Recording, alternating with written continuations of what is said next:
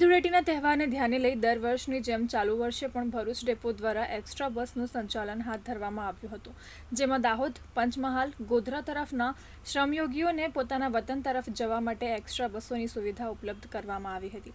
ગત વર્ષે 78 બસ થકી એક્સ્ટ્રા બસનું સંચાલન કરવામાં આવ્યું હતું, જ્યારે ચાલુ વર્ષે 92 બસ થકી એક્સ્ટ્રા સંચાલન કરવામાં આવ્યું હતું.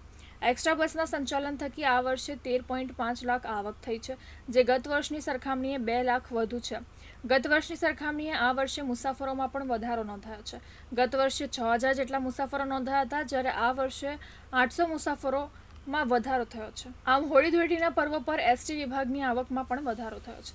આમ શ્રમયોગીઓ દ્વારા પણ એસટી પરિવહન સેવાનો ખૂબ જ સારો ઉપયોગ કરવામાં આવેલો છે અને આ રીતે અવિરતપણે તેઓ એસટીની સેવાનો લાભ લેતા રહે અને અમારા થકી પણ તેઓની સેવામાં ઉત્તરોત્તર તેઓને સારી સુવિધાઓ પૂરી પાડવામાં આવે તે પ્રમાણેના અમારા દ્વારા પણ પ્રયાસો કરવામાં આવશે અને મુસાફરો દ્વારા જે રીતે પરિવહન સેવાનો લાભ લીધેલો છે, તો હું તમામ શ્રમયોગીઓનો આ તબક્કે ખૂબ ખૂબ આભારી છું.